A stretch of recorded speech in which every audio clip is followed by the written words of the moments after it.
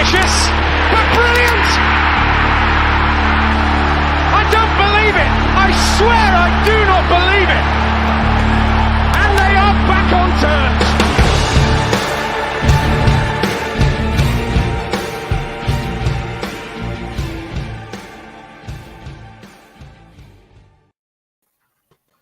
Hello and welcome to New York Talk. This is the Rotherham United podcast. Thank you very much for joining us.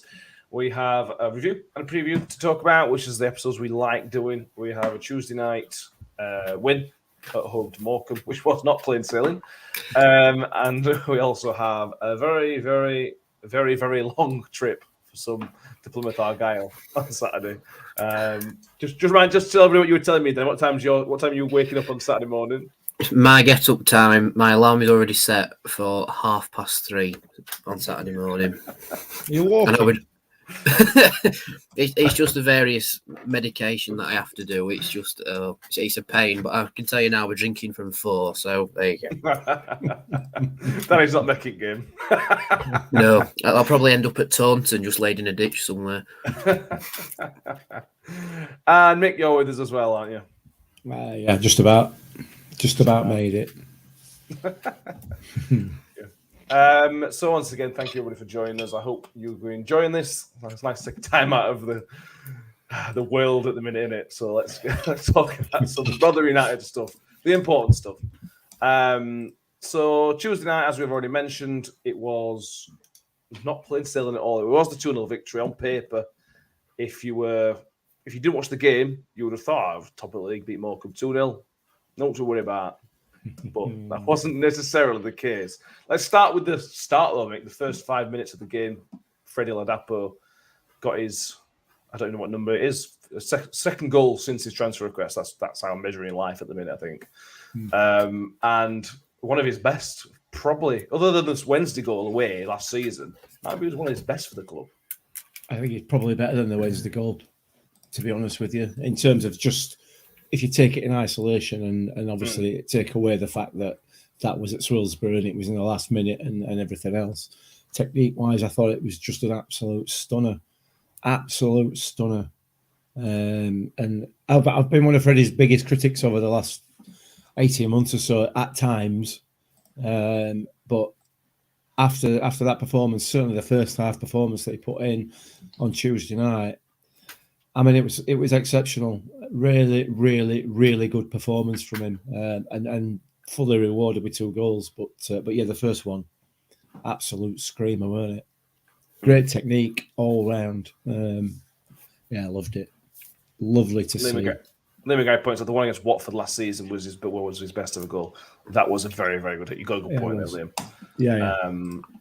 But yeah, this one was as enjoyable. And I like Mick mentions then, and to me, this is almost as important. I mean, maybe not as important because he needed his goals, but he was brilliant, Danny. For 70 minutes, for the last 20 minutes, he'd tail off. But I'll give him that. He would tire out. I accept that.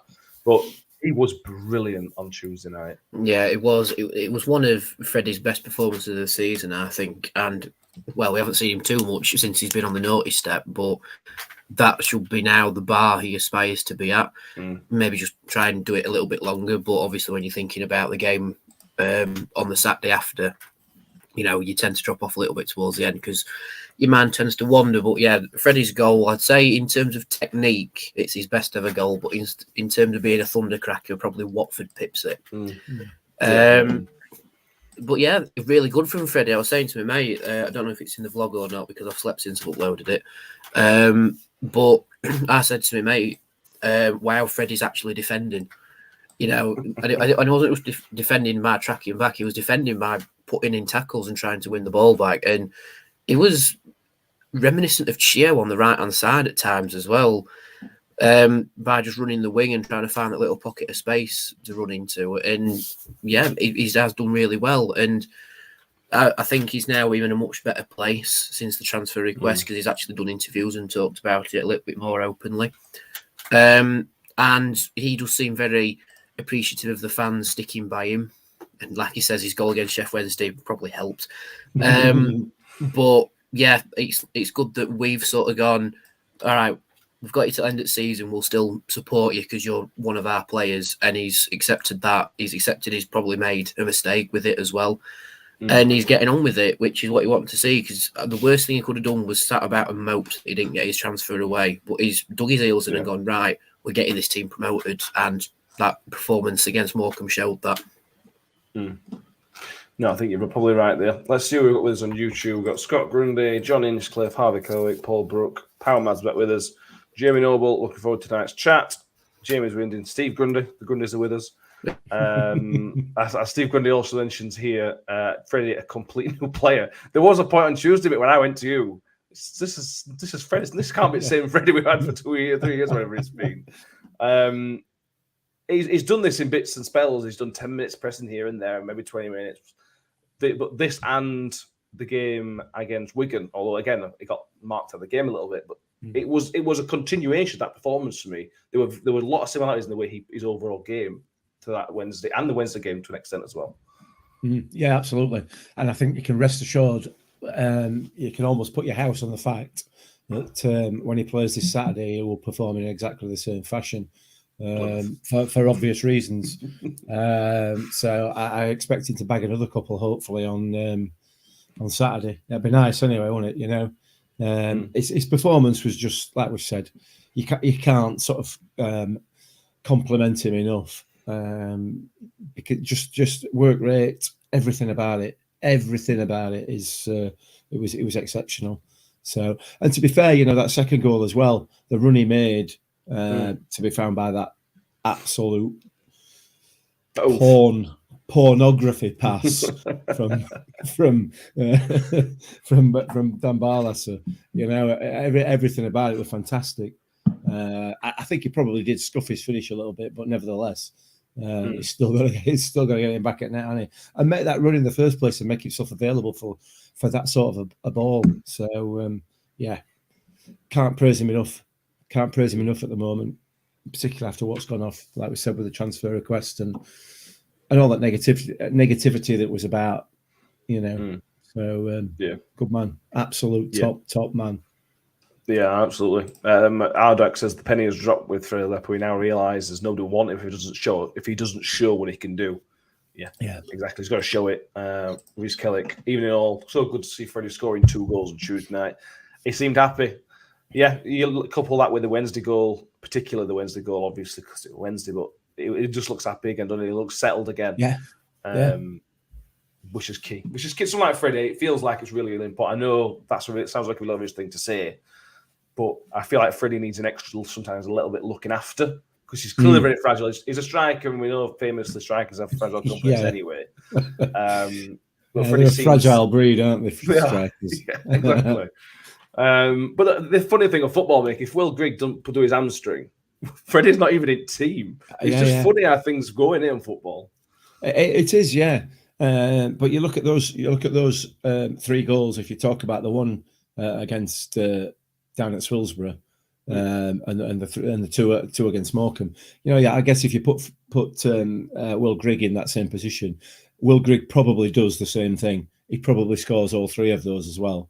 You know, because he's clearly got that ability. So, but it's not that sort of pleases me, and I think pleases a lot of fans. That's not. I don't think it's necessarily the goals, whilst they're great, and you know, it's just that willingness to put in the performance, put in the graft.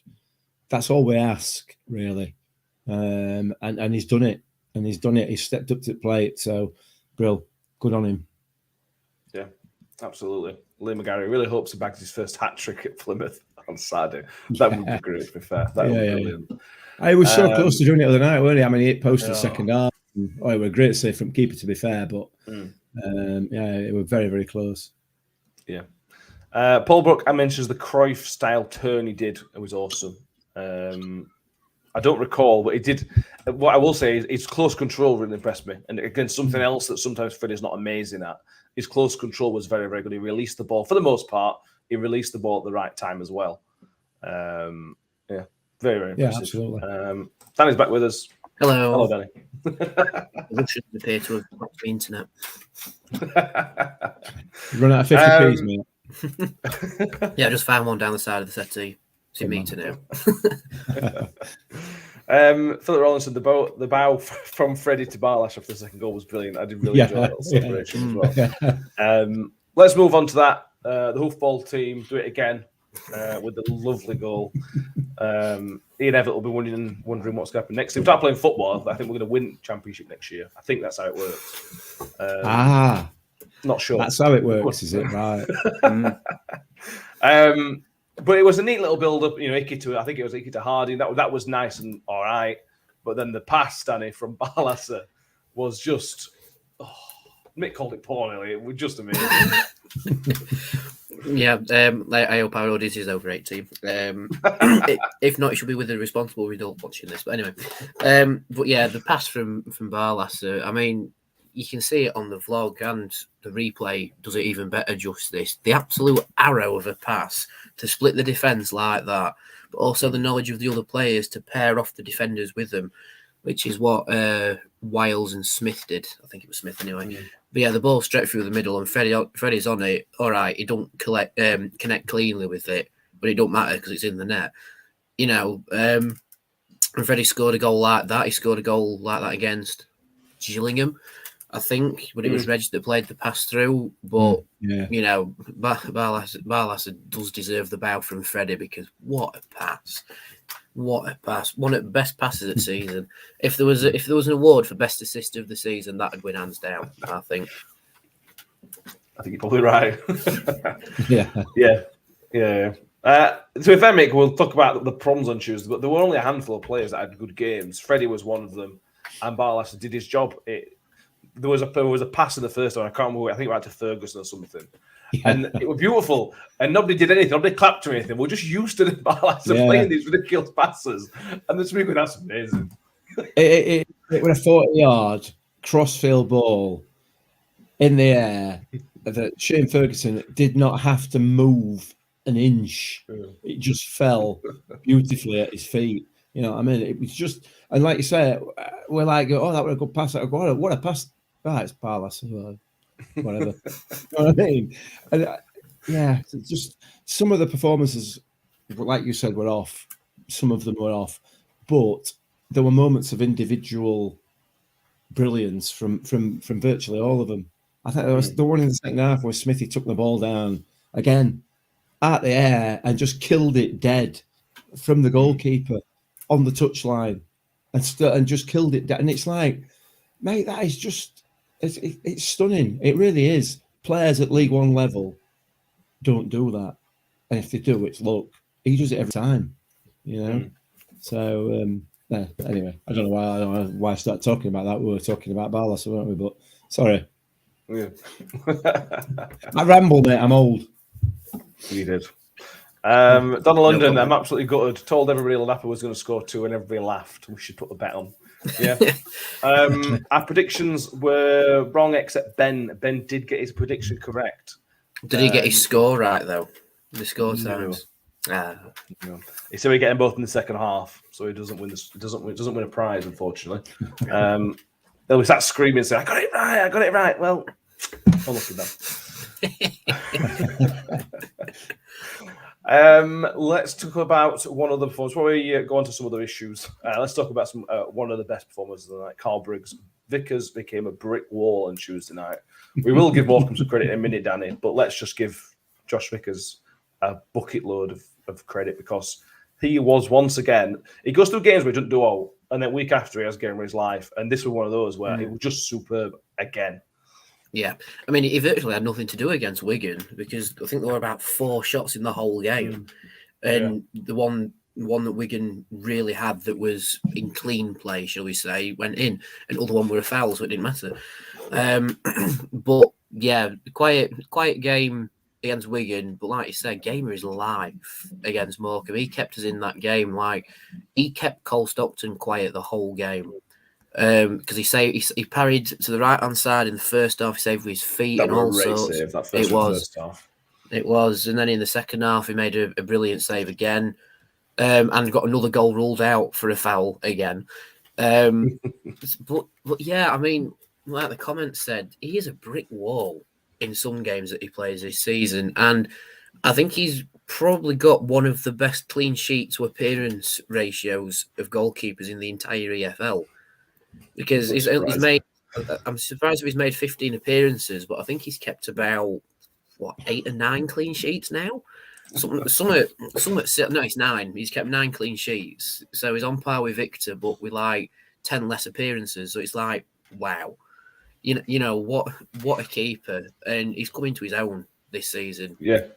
And His percentage of clean sheets is 64% of the time he gets a clean sheet. Right. 9 clean sheets out of 14 games. Wow. Jesus. The closest one to is that keeper at Pompey who's got a 40% clean sheet record. He has played a bit more, though, obviously, but you're still, yeah. Wow. Unbelievable, isn't it? Yeah. And Victor's got a 47. So the top 2 clean sheet percentages in League One is us, Vickers and Victor. Wow. And that just tells you something. Yeah. Before we talk about how bad the defence were, mate, let's keep giving some praise to Vickers because they were bad at that. They were bad at times. But he's a championship keeper, and we've talked a lot about Victor, and it's very easy to praise Victor because he's this big, massive personality, and he's a brilliant keeper as well. Vickers I don't want to say he just goes about his job, because I think Victor does that as well. But for the most part, you don't notice Vickers. He's just there, isn't he? But now when you need him, he's there. It's a goalkeeping equivalent of Jamie Lindsay. If you compare Jamie Lindsay to Rathbone, it's like comparing Vickers to Victor, because Rathbone's everywhere. He's everywhere. He's absolutely everywhere, and you could see his progress around the pitch to the challenge. You know what I mean? And Victor is everywhere. He's shouting. He's the big personality. He's there, and everything else. Jamie Lindsay does the same. He makes the same challenges as Oliver Rathbone, but he just appears out of nowhere, like in a flash. You know what I mean? And Vickers does the same. He's just anonymous for sort of 70% of the game, and then all of a sudden he just pulls out a worldie. You know, the first time he's called on to do something, he just pulls out a worldie. Wow, I don't know how we've got him. I've absolutely no idea. I mean, I know he were at Lincoln, weren't he? I think did he come from Lincoln? Won a free from Lincoln. Yeah, I mean, it's just bizarre, isn't it? So, I mean, you know, when we come to summer and hopefully we're promoted, and we haven't signed anybody by, 2nd of June, can we not start moaning about recruitment team? Because we all know, and they have proved this season with people like Josh Vickers, that they will pull as many rabbits out of the hat as they need to, and probably 9 out of 10 of those rabbits will be proper ones. You know what I mean? They'll all be alive and kicking. There'll only be one duffer if there's a duffer at all. So yeah, it was brill, absolutely brill. I started rambling again though. It's talking about rabbits and hats, and you do that. Great player, man. Great player. Top goalkeeper. Yeah, I think you're right, to be honest with you. I was trying to find some more stats for him, but I can't. It's just struggling to come up against him. But yeah, I mean, this website's still going to play for Lincoln, so I'm not going to check that website. Powermad UK, trust Rob Scott. Yeah, 100%. Donald London asked the question: when do you think we'll see Victor back, or is Warner just going to stick with Vickers? I think, Danny, it is just a case of, unless Vickers picks up an injury, which he did earlier on in the season, it's Vickers' shirt. And unless he makes a mistake, but you just don't see. I don't see him making a mistake, really. Oh no! What have you said that for? Yeah, he'll drop an hour in Plymouth now. Yeah, sorry. But yeah, I think Victor will probably come in for the EFL trophy just to keep his game time up. But again, even if Vickers does pick up an injury, however unfortunate it will be, we can rely on Victor at the same time. I've never known a situation where we actually don't care who's in goal, because they're equally as good as each other. So it's just, he's picked Victor today. All right, fair enough. Oh, he's stuck with Vickers. All right, yeah, fair enough. And we've not really had that before. I mean, with last season, it was a toss up between Blackman and Victor. And Vickers was third choice, and I have seen a lot of people going, "Why on earth was he third choice?" No. You know what I mean? Like, but yeah, this season, like I say, he's coming to his own with Vickers, but we can just trust Warney being our manager and go, whatever decision you make for the number one position, we'll just go with it, you know. Yeah, it is crazy now looking back. I know Joel Watton's clearly a decent keeper, but he's nowhere near as good as Victor. He's certainly nowhere near as good as Vickers. It's madness that he played as many games for us last season. I know there's some load issues with it, and I know why he did, but it's still a bit mad. Yeah. Matt Bauer unbeaten at home. Yeah, we're unbeaten at home in all competitions since the Fleetwood game, which I think is 19 games. I might be wrong. Yeah, 19. Which is, again, ridiculous. If you want to know a bit more information about our recent stats, we have 2 defeats in the last 34 games, and we've won 24 of those 34 games in all competitions, obviously. I mean, these are just genuinely ridiculous stats. You know, if Man City did those stats, you wouldn't bat an eye. I know we're in League One level, so for the Man City League One, I think. Is that right, Mick? Been called that before. Oh, well, League Two. Sorry, Yeah. Apologies, yeah. Yeah. I think if anything, we're more like the EFL's Norwich, aren't we? We'll absolutely blitz one division and then struggle in the next one. But you know that has to end at some point. But you know, we've been tagged as a bit of a yo-yo club. But if you look at the actual yo-yo clubs in EFL history that have had like 20, 22 up and downs, we're nowhere near it because it's all happened in the last 10 years. So we are a yo-yo at the minute, but not in the history books. We are a yo-yo club, but you know, just it's entertaining, that's for sure. To use my quote from Dream Team, it's entertaining, that's for sure, and this season especially because we are the best home side in the division this season. Yeah, I think aren't they the best away side as well? Yeah, we are. Yeah. We've dropped to third at the minute. What? Sack Warning. That's not good. Worn out. In terms of points won, so if we could pick up a win against Plymouth, we'll go back to the top. So it's just in terms of points won overall. Pressure's on then Saturday, isn't it? Not good enough. Not good enough. Brilliant. Now that's been 20 minutes of positivity. Let's have some slagging players off, shall we? Yeah? Yay. No. We'll talk about some people who didn't have the best games. Let's talk about Icky first of all, because other than the playoff semi-final against Scunny a couple of years ago, that might be one of the worst games Icky's ever had. And we'll forgive him. You know, I agree with Paul Warren was saying Icky was one of the best players in January. He was probably more consistent than Smithy, one player at month. But everything he tried to do, it just didn't work. And that clearance that then played man through. My favourite one was when he tried to clear it over his shoulder for some reason, hit their player in the face, and then went out for a goal kick. It was just a bit chaotic, wasn't it, from him? Yeah, he didn't have the best game. I'll be honest. He had quite a few brain farts, didn't he? So let's hope he's got all them out of his system for the rest of the season now. Listen, every player is going to have at least one bad game, and to be fair, it's probably his one bad game at season so far consistently.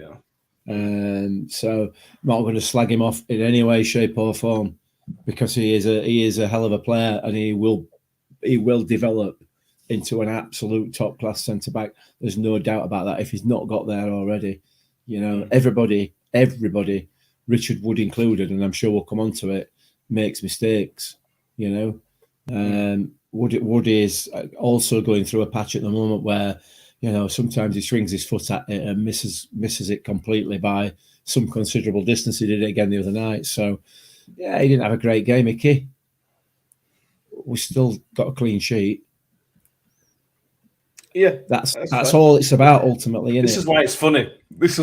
Yeah, I suppose, yeah. You know, if that attempted clearance dropped to his feet and he makes it 2-1 and we go to draw up game 2-2, it's then not so funny. Because we won 2-0, we can sort of laugh at it a little bit. But like Mick says, Danny, if the number of players, you know, if Freddie had a bad performance, there would be a lot less leeway because of events. But Icky's got so much leeway to allow a bad performance once so often. And he's got players to pick him up. I know, like Mick says, we didn't have best game, but he still picked up his mistakes. Whether I had a good game, it's not in the world. It's just one game, but it was bad. Yeah. But again, it falls into that thing of everybody can't play perfectly for every game in the season, or else we'd be top at Premier League, you know. But to say he has had a bit of a stinker, but then to back it up with other performances during the season, it's sort of evening itself out. You know, he has been a sublime defender this season, but he's just had a bit of a bump in the road for this season, and thankfully, it hasn't cost us a goal or anything. We've still kept the clean sheet. I think if he'd have cost us a goal in the game overall, like I say, we're going to have to draw 2-2, for example, then the microscope would be on him a lot more. But we'll look back at this game and just go, kept clean sheet. Icky had a bit of a stinker, but we came through it. We rallied round it, and that's what you do as a team. You know, we are a big team unit this season, and if one or two of us are having a stinker, they all sort of come round him and go, "Come on, you know, let's get going again." Because I think, I can't remember if it was the Wigan game or the Morecambe game, but Barlasser kept trying to do little flicks, and Woody told him straight, "Stop doing that, play football," and he did. And then his game improved, and I think it was against Morecambe because he ended up assisting Freddie. But yeah, Icky's mistakes. Yeah, he has had a stinker. Long and short, he's had a stinker, and Woody wasn't at his best either. But they've come through it, and I think they know they've had a stinker as well because Warner would have told them, and that's why he said we need to improve for Saturday, and which we will do. I think. I mean, we have to because our away defence is the best in the EFL. No, it's not. No, it's not. It's the best in the Football League period this season, and the best ever after 16 games. So yeah, and they know that as well, so they know they need to perform. So I think Icky will understand his blip and just improve on it on Saturday. You know, I hope it does anyway. If he don't, he'll have a Bovril Cup thrown at him. Scott Grundy makes a very good point. The whole back three seemed to panic. Stockton might have played a part. You got to bear in mind they're playing against one of the hot properties in the EFL. And we limited Stockton to only a moment or two. The save, obviously, the save of Vickers in the first half was our half chance, and Stockton's done really well there. Other than that, he hasn't really hurt us. So I suppose from that point of view, they've still done the jobs. Jamie with another good point. He's pretty much played 90 minutes of every game and been outstanding. A few bad games that are going to happen. Yeah, absolutely. Absolutely. Bang on. Right, we're going to have a quick break while you hear Ben's a legendary Manscaped advert. We'll be back in a minute to look at a few more performances before we look ahead to Plymouth. So it's my month to tell you all about how amazing Manscaped is, and it is. But I felt like Ben's advert was too much of a masterpiece to throw in the bin just yet. So take it away, Ben. They're promoting their new product, the Lawnmower 4.0, which is kind of well known for reducing cuts and making it a lot easier to trim your balls. You can buy this separately or in a bundle called the Performance Package, which in that you get a ball toner, and ball deodorant, which are actually very handy because they're specifically designed for your balls, so they work very well. I highly recommend all of this. The lawnmower, it comes with a little light. Comes with a little light there that comes on when you turn the razor on. So it's very good. It comes with a little charging port, which is also a little holder. Yeah, I highly recommend it. I use it, and I highly recommend it. If you want to join Ben and over 4 million men worldwide who already have Manscaped, go to manscaped.com using code MYT at checkout for 20% off, free shipping. And Ben highly recommends it. Ben highly recommends it. Brilliant. Let's come up individual performance that's certainly worth mentioning, Mick. Asai Tutu, his first start for the club. And there's something there. He's clearly got pace. He's clearly got something, but he really, really struggled. It's very, very obvious he hasn't played football for a while, but he's getting there. I don't know what I'm trying to be positive about it, but he did struggle on Tuesday. Yeah, he didn't have a great game, did he? He was completely off the pace. He was very much off the pace of the game for the whole period that it was on the pitch. He did start to sort of pick it up as he went along as the game progressed. So yeah, there's no doubt he's a good player. You don't play for Arsenal. You don't stay at Arsenal and not be a good player. So, but the lad's got to get used to the pace that we play at, the way that we play. I think he kind of neglected his defensive duties quite a lot, particularly in that second half before he was substituted. So He's new to it. He's new to Rotherham United, obviously not football in general, but he's new to Rotherham United, the way that we're playing and everything else. So you're not going to sort of call him out for it. He's got to get into it. But it looks like he looks a prospect, definitely. Yeah. It's one of them games now. I think Warney played him because we were hoping we'd win the game. And I think if we got that third goal early on in the second half, it may well have kept him on for the full 9 minutes just to play him into the game a little bit. But because we were 2-0, we had to bring Chio on just to try and make sure the game was safe, which is a bit of a shame, really. Yeah, I think so. But I understand Warney's decision to give Chio a little bit of a rest, because I've been reading the Advertiser about how Plymouth play their football, because the editor's a Plymouth fan, which is quite good from understanding the opposition. But yeah, Chio will come into his own against Plymouth because they play out from the back.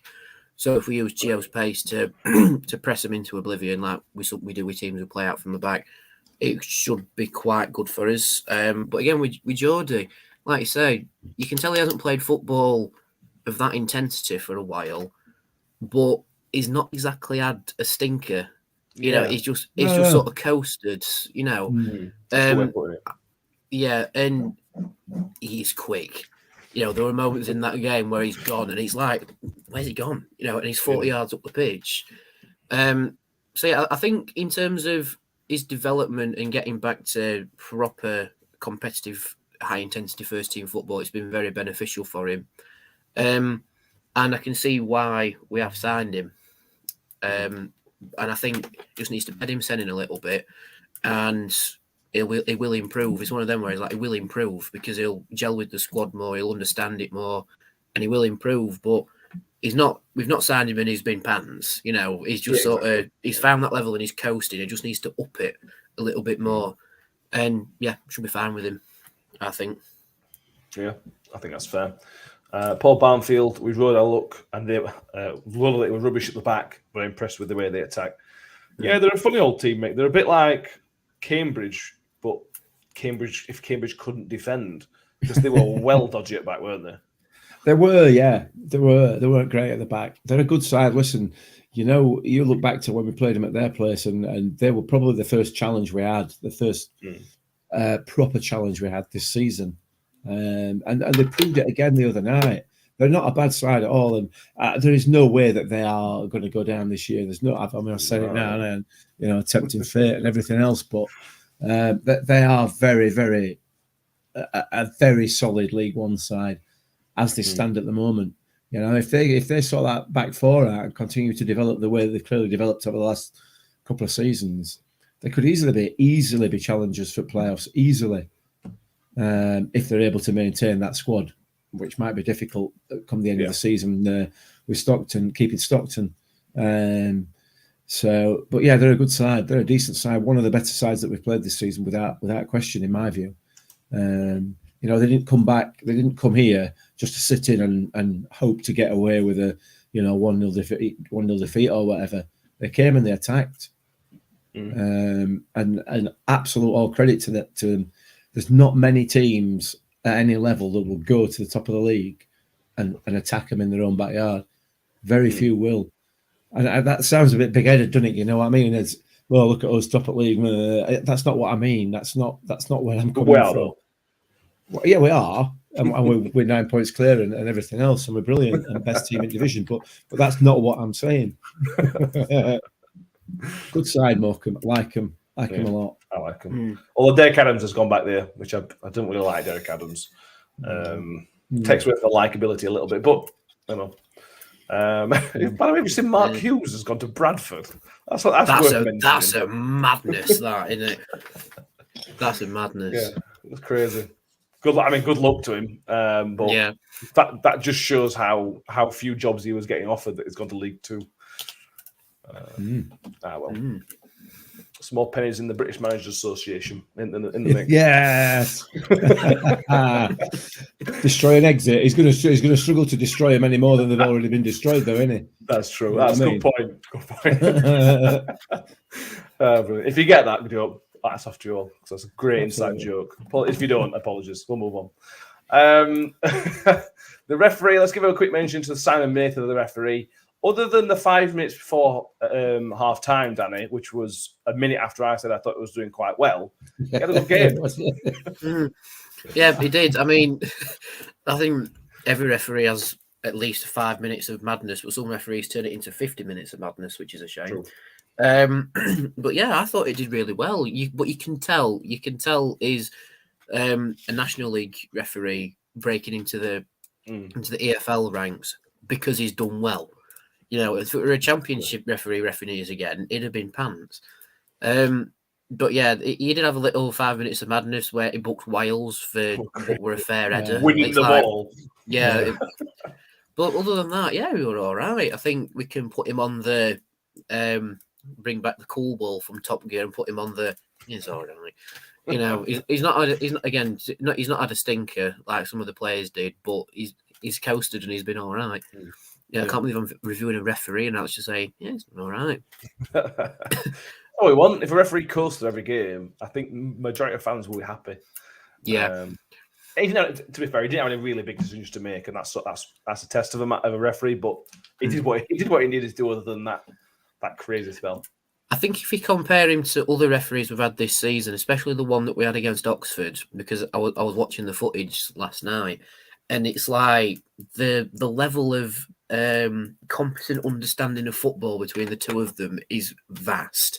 You know, because I'm watching the footage back, and the referee, I can't remember who it was, but he gives a foul to Oxford for his own player fouling the referee, because his own player runs into the ref and he gives a free kick. It's like, compare that to the ref we had against Morecambe. He's miles better and should be probably brought into the AFL fold if he's going to be that. What's the word? Yeah, that's solid. Yeah, that's solid in every game he ref. So yeah, fair play to him. He goes on the good wall. He does. Mick, anything to add? No, good referee. Played well. Had a good game, like you say, apart from that brain fart that he had. That's twice I've used that tonight, isn't it? For half time. Other than that, yeah, I thought it was excellent. Excellent. Good. We like to praise referees. We do. We probably do, contrary to popular belief, we do like to praise referees. Yeah, yes. Absolutely love it. I think Toddy needs to make a note of that.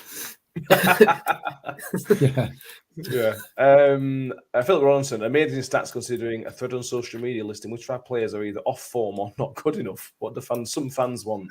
Thankfully, I haven't seen that thread. Thankfully, Mick hasn't seen it either, because he would be all over that if he'd have seen that on Twitter. No, I wouldn't, mate. No, I'm past that now. You know, it's like having a battle of wits with another man in it. You know what I mean? Some of these people. I mean, we're top at league. We've got a goal difference of plus 41. If you take all competitions, all domestic competitions, we have got the best goal difference in the whole of all four divisions. We've conceded 5 goals away from home. We're unbeaten at home since September. What sort of melt thinks any of our players are not good enough? What's wrong with you? God, that's probably why I've not been on social media and I got involved in that sort of conversation. God, what an absolute helmet if you think that we've got players that are not good enough. Get out of it. I think the only 2 players who aren't good enough are the 2 that have left in January. You know, so probably list of Rotherham players that are out of form. Yeah, Kieran Sadler and Curtis Tokers are not here anymore. Scotland, didn't it, Sadler? Yeah, it did. Mind you, though, wrong clock's right twice a day. That's true. Yeah, but they play the right time for football, don't they? That's what's that's true.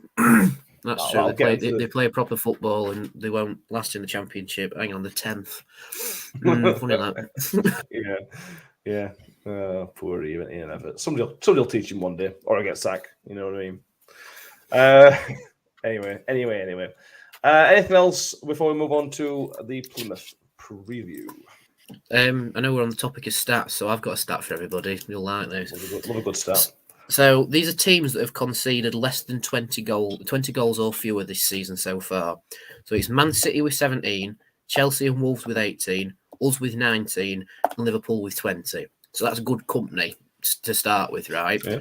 But out of those 4, in terms of goals conceded to games played, we have the best defence in England's top 4 tiers because we have conceded 0.58 goals this season.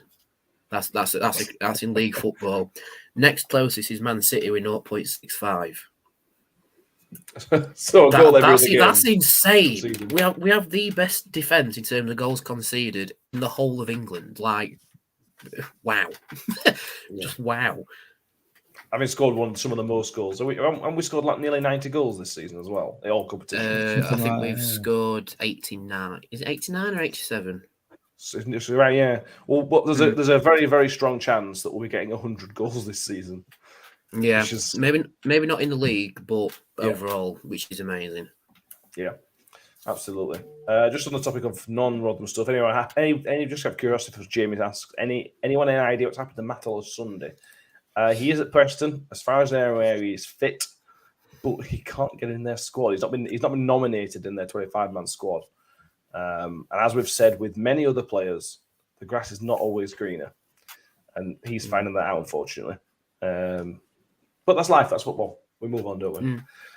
To back up your point, Mick, Steve Cooper, amount of our fans you hear moan leaving the ground is unbelievable.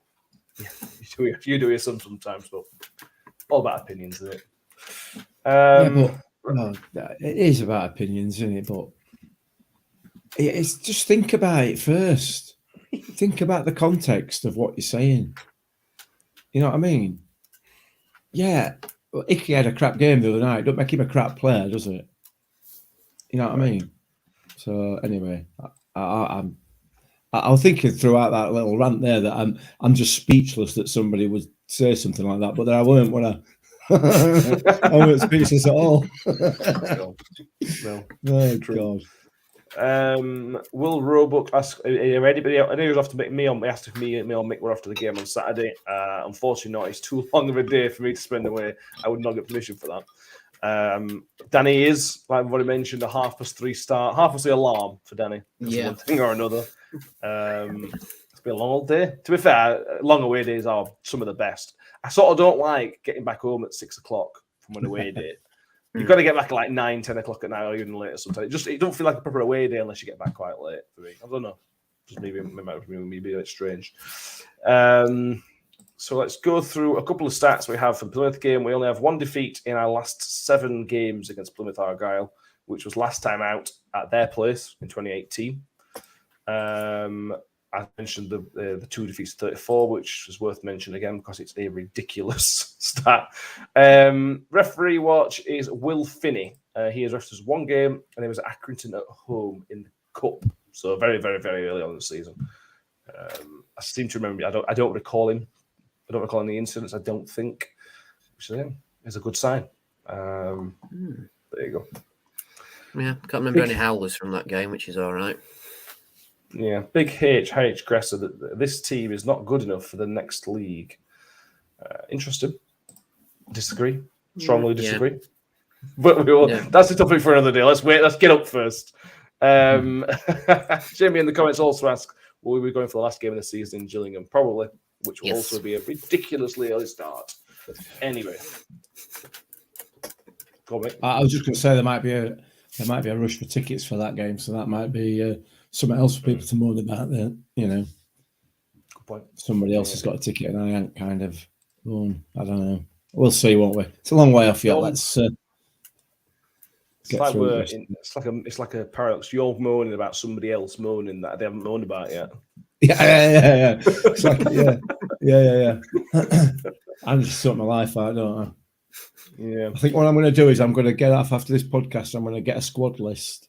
I'm going to rank everybody out of 10, and anybody who gets the lowest 2, I'm going to moan about on social media. That's what I'm going to do. I think it's just Rotherham fans we like to moan, don't we? Yeah, it's all football fans, isn't it? You know, It's all football fans. You give certain types of people a platform to express whatever views they want to express, and they talk garbage, don't they? That's just how it is. That's just life. That's just the whole purpose of social media, isn't it? So he says, talking on social media. Yeah. Plymouth are on a pretty good run of form, to be fair. Only one defeat in their last 7 games. That includes the draw at Stamford Bridge as well. It's worth mentioning. That's kind of a great result. Whereas we have won 7 of the last 8 games with 1 draw in there at Wigan. So it's 2 teams in decent form. Our form is just more ridiculous than their form. We'll see changes, Danny, though, because it'd be a miracle. Well, not a miracle. It'd be a disaster, sorry, if Chio did start. It would take something. It'd take an injury for Chio not to start, wouldn't it? Yeah, I think so. I think Chio will come in to start, and we'll probably alternate it, but the opposite way. You know, we'll have Chio starting, and then maybe Geordie come in later in the game if Chio's either a bit leggy or we want to save him a bit for the trip to Shrewsbury on Tuesday. But yeah, I can only really see that being the other change, unless Woody needs to come out for a bit, which might have something to do with why the comment was asked, can Angus start games yet and keep up with the intensity? And we've said yes. So that could be a change. We could see Icky come into the middle and maybe Angus play out on that left-hand side, maybe, if it's called for. But other than that, just bring Chio in and it's as you were for me, because I think that squad is very good on paper anyway. Yeah. Reggie is back in training, Mick. Because he's only just back in training, you'd assume he's not going to start. I think he's very strong. He's only going to start Saturday. But we've got 3 weeks ago, we had almost a defensive problem with injuries because Icky was potentially injured.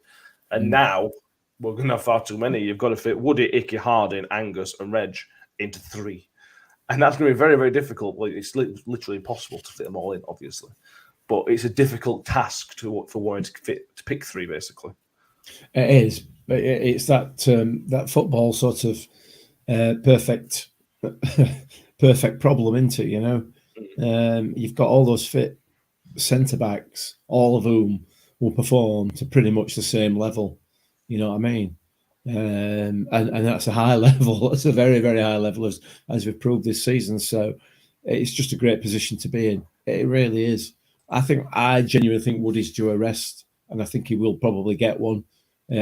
Maybe not this Saturday, but I think possibly in the Shrewsbury game on Tuesday, potentially. But we've got ideal replacements in Icky, in Angus. You know what I mean? In Reg, hopefully. I can't see him being fit, to be fair, for the next couple of weeks, match fit, Reg. But it's an option. So we're in a great position. We're in a great position. Yeah. Lee McGarry asks, is Matic injured because he thought it was a pretty good replacement for left centre back position? I didn't say what he said, but that's about right. Angus is almost first choice left centre back. Whenever Harding's playing well, that's Harding's shirt. As soon as Harding loses that shirt, Angus will get back in. And if Angus plays like he did last season, that'll be his shirt till next season. And Matic then drops down further down the order, which is unfortunate, but again, you've got to be a bit ruthless, unfortunately. And Matic's been around football long enough to know that. Any other changes, Danny? I saw some of the comments mentioned earlier about Ferguson not playing well. I thought he did okay. He didn't stand out on Tuesday. But again, he's playing lots of minutes in there, and we talked about this a few weeks ago. Needing to manage players' minutes, and you'd assume Ferguson's one of them that at some point we're going to have to not play him. Yeah, I think the reason Ferguson's playing so much is because Miller's out injured. I think when he comes back in, we'll probably alternate it a bit more. But again, Ferguson's one of them where he didn't play poorly, he just sort of coasted, you know, and that could be down to them pressing him on that left-hand side quite hard. But I will mention this. Is the goal from the corner was over the line. I was sat bang in line with it and it was over the sodding line. And the worst bit was, before he took the corner, I said to Fergie, there's a goal from this. And he obliged and it nearly went in. And that liner went, no, it's not in. It's like, it chuffing is. I can see it from here. But again, it's one of them where it's like, if the goal counted, we'd have said he'd done really well to score from a corner. Again. Yeah, again. But yeah, I can't see many changes. There's an update on Reggie. Should be ready just after the Milton Keynes game. But we're not really going to risk him because we've got no reason to, because when he comes back, we've got 2 players for every centre back position. We've got Matican, McDonald for left side. We've got Woodnicki for centre, and then we've got Harding and Reg for the right hand side. You know, so it's like, can we just play with like 15 players? Can we play rugby league rules? Can we still win? Yeah. Exactly. It's brilliant. Any change in midfield? Again, it's about managing minutes, but this is going to be a much tougher game than Tuesday night. Midfield 3, again, were pretty solid without being amazing. I thought all 3 of them, again, I agree with Danny, they just sort of coasted. They weren't bad. They just didn't know the bar lesser. They just did their jobs as standard, really. And maybe you need to step up a tiny bit. I can't see any changes in midfield now. I can't see that at all. I can't see any changes elsewhere, frankly. You know, the bottom line is getting through these games now and getting the points on the board, you know, and individual and team performances, whilst they're important, because obviously you need those performances to be able to get the goals to win the games. You know, we're not going to be seeing free-flowing football like we saw against Portsmouth, like we saw at home, or Sunderland or whatever. Those games are now gone for this season until we hit that. We get that automatic place secured. This is going to be a battle now. This is all. It's like the end of every season that we've had. You know, under Warney, whether it be a relegation season or a promotion season, those last games are massively important, and it's not necessarily about overall performance. It's about not losing the game, getting some points on the board, and hopefully winning as many as you can. So, you know, I suspect, you know, the next few podcasts we're going to be doing is saying, well, you know, performance weren't great. That's what we've had for the past few podcasts, isn't it? You know, performances haven't been particularly good, but we're still winning the games. That's what's going to happen. That's what's got to happen, isn't it? You know, we can't leave ourselves vulnerable by trying to play lovely ticky-tacky football like Ian Everett suggests that everybody should do. You know what I mean? You need more than one trick in your box of tricks, don't you? You do, Ian, absolutely. Ian, just saying, Ian. I mean, I'm not a championship manager, but then neither are you. I've never been a championship manager. Neither of you. Cold water to the burned area. Yeah, just saying. It's a good point. We look at us and look at Wigan. We've both got We've both got different styles of playing football. Yeah. Within our teams, I don't mean we're different to them. We're both pretty pragmatic in terms of styles, and we're top 2. And that's why I don't think MK Dons will talk about where we are in the league now. And that's one of the reasons I don't think MK Dons will cause us that big a problem. We're 9 points clear of them with a game in hand, because MK Dons have one system, and that is the only way they know how to play football is to try and play the ball around. And it's good. It looks pretty, and it will work to a certain extent, but it gets found out very easily. We've shown that against Portsmouth, Sunderland, MK Dons. We've shown that against many teams that they're there to be got. And we've only beat them the other week, Danny. I mean, this is the problem with those teams that, it's good. And that McDonald's will make the playoffs definitely now, I think. But it then puts because they have a limited on the quality of the players, it then sort of almost puts a ceiling on their status in the league. Yeah. I think as well with football, long and short is it don't matter how you play it; it's that you need to win it. Yeah. You know, I mean, we complain until cows come home about how we can play the football, but at the end of the day, it still wins in football games, and they're still in the top 10 in the league. Granted, they've dropped off a little bit, and that game against Cheltenham were an absolute stunner.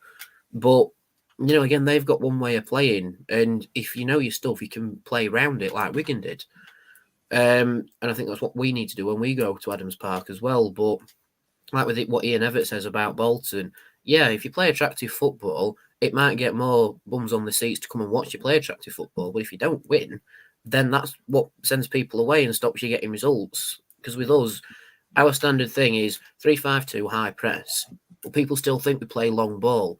And it's if you get caught in that mindset, that's what upsets you about it. Granted, yes, Barlas's assist was a long ball, but the whole premise of long ball is it's over the top, not through the middle of everybody. So if we carry on playing how we want to play against Plymouth, we will cause them problems because they like to knock it round the back and play out from the back. If you've got the players for it, great, you do really well, like what Man City do and such. But if you've got a high pressing team like us who have very fast wingers and fast forwards, now that Freddie runs about like an headless chicken, but a competent headless chicken, we can press the ball and win it back. And if we win it back, then we'll cause you problems. And one person who will be really fired up for this game will be Freddie, because he was on the first day of the season, and he will be now because he's back at home park. And I'm looking forward to Freddie running his arse off in that first half, because he will be trouble for them in the first half. And Donna was on about putting a bet on Freddie earlier. Donna put the bet on for the Plymouth game, because I guarantee Freddie will score first against Plymouth. I guarantee it. Yeah. I've paid the referee to make sure as well.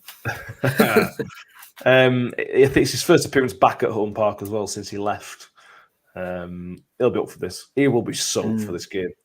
In terms of where it's left us, make 9 points clear of McDonald's with a game in hand, 6 points clear of Wigan, still having 2 games in hand. But you got to add into the now in the season where you say, right, it's really important how many games are left. There's only I think it's 10 games left for McDonald's now. So, and they've got, is it 10 or 11 for them? How many have they played? They played 35. We've got 12, haven't we?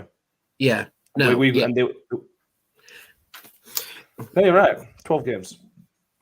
12 games left for McDonald's, 13 left for us. There you go. Thank you. But we are getting to it where it's important because they've got to outpoint us for 4 weekends, 4 game days between now and the end of the season.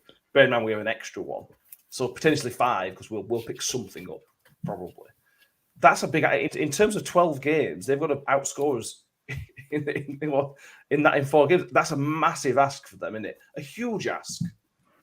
It's interesting, isn't it? A Piggy fan of mine, a Piggy fan who was a mate of mine at work, said to me today, "You're up, then, you aren't you? You're a lot." And I think that's how people view it now. And if we were to look at this from the outside, we'd be saying, "Oh, Rotherham are gone. They're gone. 12 points clear, 13 to play. They're gone." But you've always got that doubt in the back of your mind, haven't you? You've always got that nagging doubt. I can't. There's absolutely been zero signs whatsoever of any catastrophe coming over the hill. However, we've got 3 games. The next 3 games are key, I think. So when we're down to 10 games left, and we've already played McDonald's, if they're still in 3rd position and we've beaten them, I think you can probably safely say that we'll be pretty much all bar mathematically promoted. So by 5 o'clock a week on Saturday, if we can get 3 points against Plymouth, 3 points at Shrewsbury, and then beat McDonald's at our place, I think whilst mathematically it'll not be right, I think we'll be up by early March. Should that happen? Yeah. That McDonald's game is the biggest game of the season now. Yes, it is. It's bigger than the Wigan game was at the time. It's way bigger than the game at Swilsborough. That's just an irrelevance now. You know what I mean? In comparison to that home game against McDonald's, that's the one we need to be eyeing really as a key game. Yeah, it's about setting ourselves up for the next Saturday. Like I said, our game in hand to McDonald's is next week. So if we can match them on Saturday and then pick something up on Tuesday, we'll go into that double points, 10 points ahead of them when we play them. And then it's like, don't lose. And again, if we don't lose to them, that'll be 10 points ahead with 10 games left for them. That's such a big ask to pick up. It's a crucial week or so. Just to run through the weekend fixtures, McDonald's play the best team in the league. They've got Bolton coming to Stadium MK. And Wigan that's going to be an absolute bore draw, that, isn't it? It's just going to be. They're just going to be playing sideways passes. After you. For 90 minutes. Yeah, absolutely. Oh my word! What should be 7-7 now? Yeah. So yeah, Kieran Sadler can do us a favour. We shoot that on Saturday, to be honest with you, mate. He won't do. But... He won't do. No, he'll play rubbish just on purpose, just to spite us. ISC, hi guys. Looks like no more games this season for him. He's on operation yesterday. He thinks 2-0 for the Millers, Glasgow 2. So Get well soon, Ethan. Yes, get well soon, mate. Absolutely. Jamie, at what point would you say we're up? Yeah, McDonald's next week. That's the one. That's the one, isn't it? A question from Philip Rowlinson. A strangely muted atmosphere against Morecambe. I said this to you, Mick, when you were there. The atmosphere was like back to the League Two days. And as much as I think New York Stadium is an amazing stadium, when there's not any away fans in, the atmosphere can really, really dip. And they had 100 and whatever it were. It's just one of those things. No stadium's perfect. That's one of the things for me about New York Stadium. Yeah, it is. And we just had that Wigan game as well, haven't we? You know, where the atmosphere were bouncing. We've been away at Shrewsbury where we were bouncing. The rest of the stadium was quiet. You know, so, and it's Morecambe at home on a Tuesday night, you know, where, as you said, they've not brought a great deal of support. I don't know. I don't get hung up on it, to be honest with you. I don't, you know, it's for me, whether people sing or don't sing is up there with how big your stadium is, you know what I mean? Or how many supporters you get. I'm sorry, it matters in the big games like I think the crowd lifted the team against Wigan. I think the crowd lifted the team against Pigs. I think the crowd lift the team when it's necessary to do that. But, you know, 4 minutes in, we're 1-0 up. Not that much long after we're 2-0 up. You know, they don't need lifting.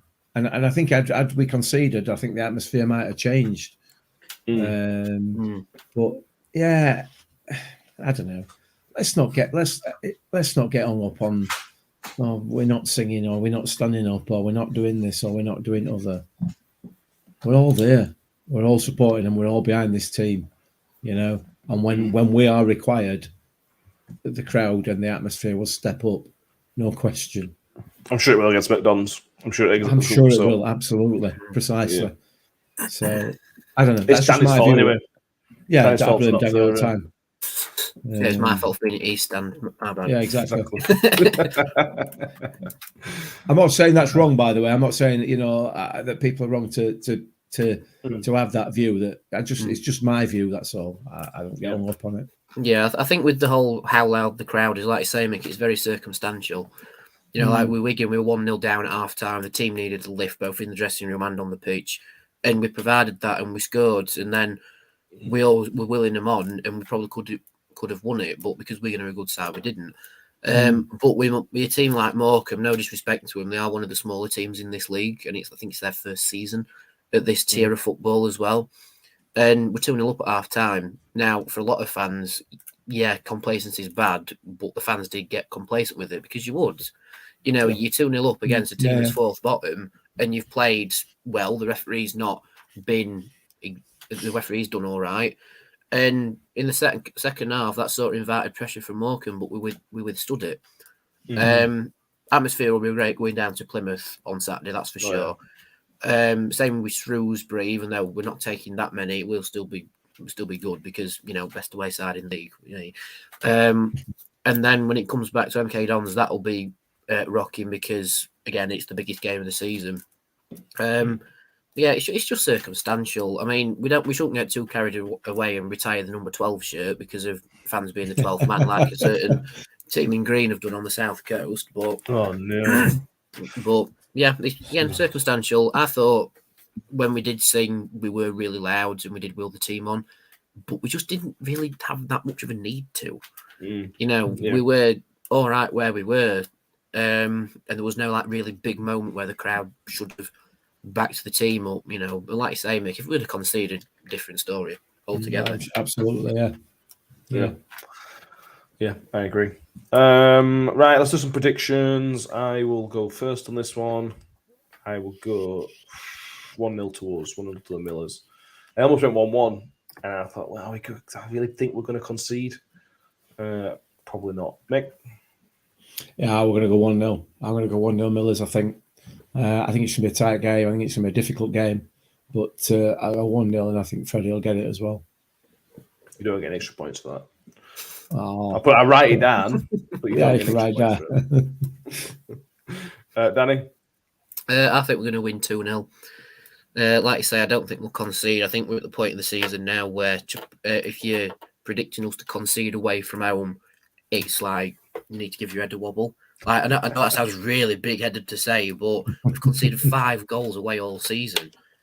So, I don't know, Plymouth might score. They've got 4 good strikers, but we've got best defence. So we should, in theory, keep them out. But the form Freddie's in, the height of the game for him as well, he's for sure to bag, like I said. But I don't know, I can see another goal coming from somewhere. Maybe Barlasser, potentially. It's you one.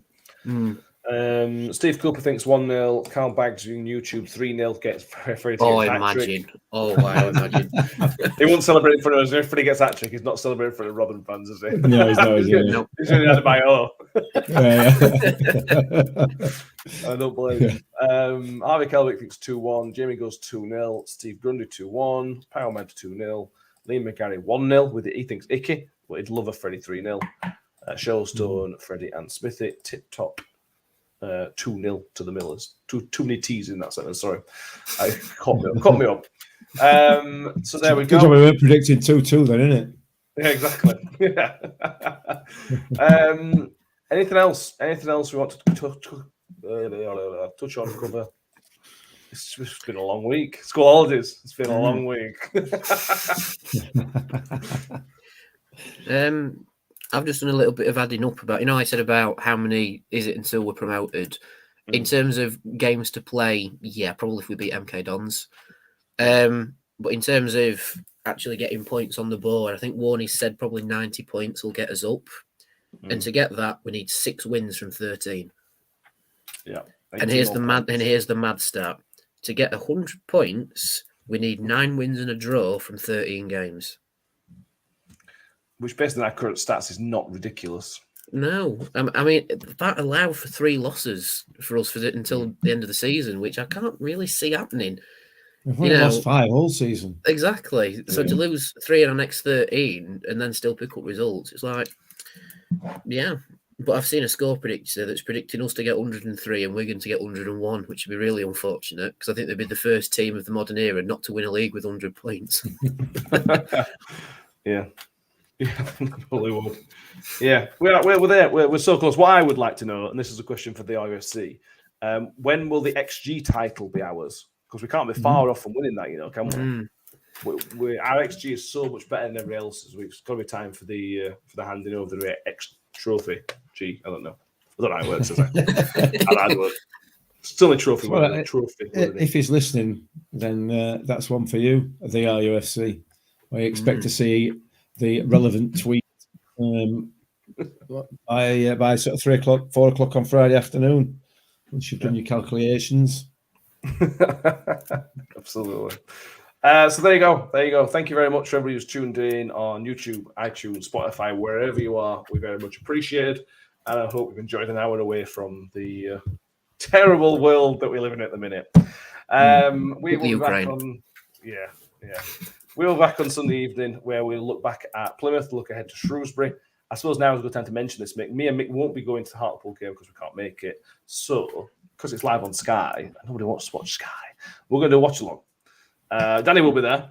So Danny won't be joining us for the watch along because I don't think we get much sense out of it, would we? No, especially if we scored because the phone will be on the other side at Pete.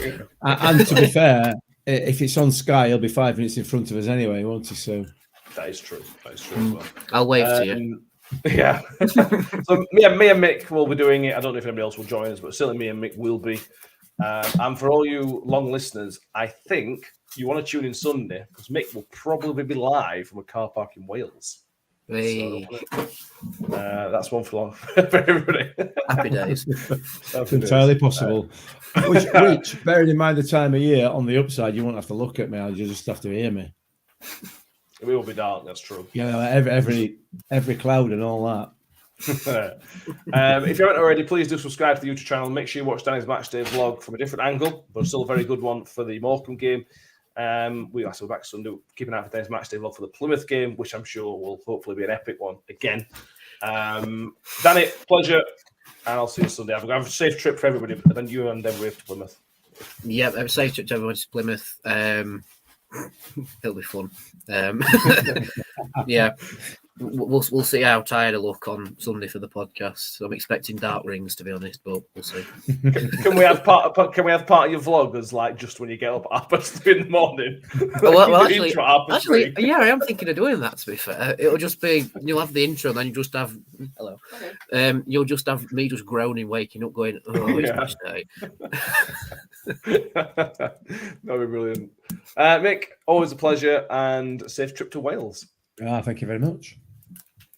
Thank you, everybody. Stay safe, and we'll see you Sunday. Bye.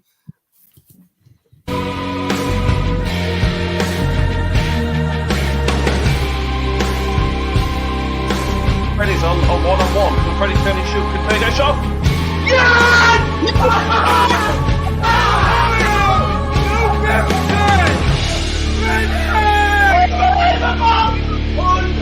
Unbelievable! Apologies to the neighbours.